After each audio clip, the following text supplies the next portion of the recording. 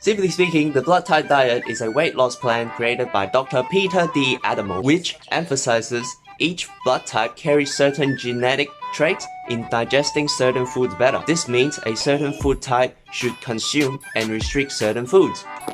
Type A blood has low levels of hydrochloric acid in the stomach and high levels of intestinal disaccharide digestive enzyme for efficient digestion of carbohydrate. However, its low levels of intestinal alkaline phosphatase is not efficient to digest animal proteins and fat.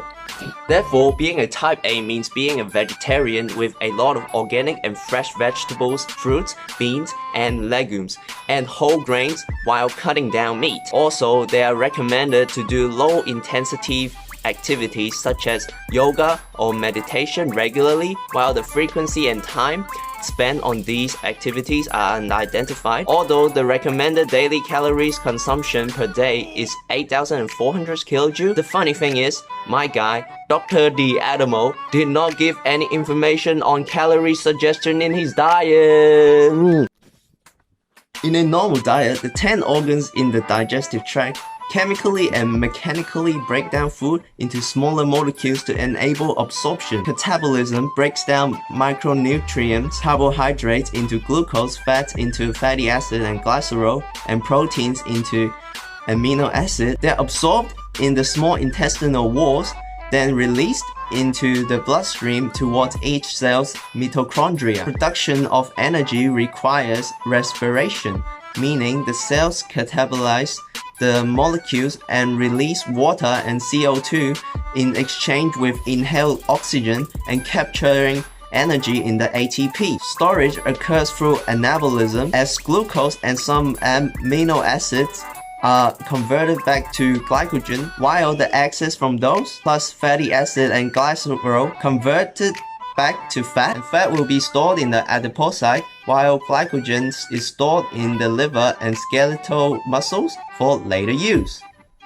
One could argue that the diet has more carbohydrates and less protein, but the distribution of all three macronutrients remains similar to a normal diet due to the variety of plant-based food, hence minimal changes in metabolism processes. Since diet is based mainly on restricting processed food and meat products, it will certainly be easy to reduce calorie intake. A vegetarian and less processed diet means that the food with low energy density and you will consume the same amount of food as any other diet but acquires less calories. Adoption of this diet is less likely to consume excess calories and store calories, as the body is consuming just enough for normal functioning and energy production. This combines with a regular level of low intensity exercise could easily achieve a well-paced and well-balanced weight loss. In my opinion, the type A diet can aid weight loss, but the blood type diet as a whole is complete bullshit.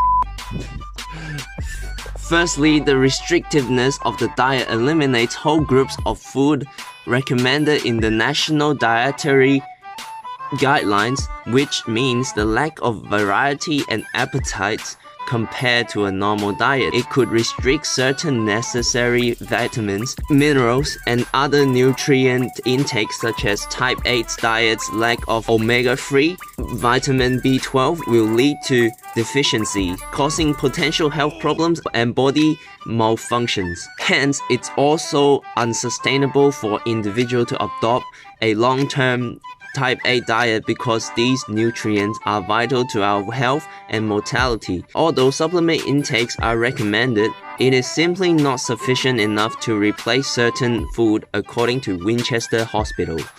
Moreover, the diet plan could potentially harm individuals with existing health conditions. For example, the type A and type A individuals called James, who has a food allergy on beans, is recommended to consume legumes as a source of protein. However, the lack of different proteins in this diet would restrict James' options.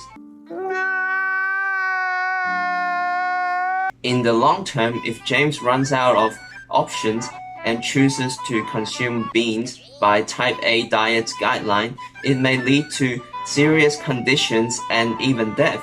On the other hand, a study suggests relationship between blood type and food allergy, which also contradicts the diet recommendation. For example, type A1 is likely to be allergic to nuts and beans, which Dr. the Animal recommends us eating. No, God! No, God, please, no! No! No! No!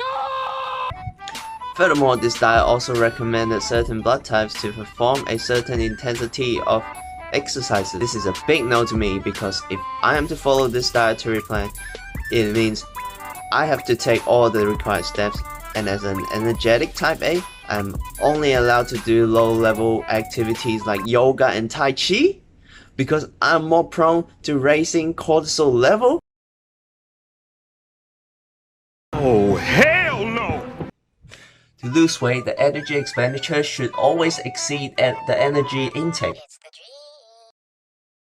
Also, according to the National Physical Activity Guidelines, a normal individual should aim for 2.5 to 5 hours of moderate and 1.25 to 2.5 hours of vigorous activities per week. Therefore, the restrictive recommendation on activity level for weight loss is boring and nonsensical. Just imagine no intensive sport like soccer for the rest of my life. Finally, the diet is more of a theory-based diet, and according to Harvard, participants have seen some improvement in weight loss using this diet, but that is mainly caused by the lowered calories intake. Also, there is actually no evidence and extensive studies to suggest any causal relationship between blood type and weight loss. Hence, the lack of direct studies and evidence manifests the diet's lack of credibility and validity. And that's the blood type diet. Thank you.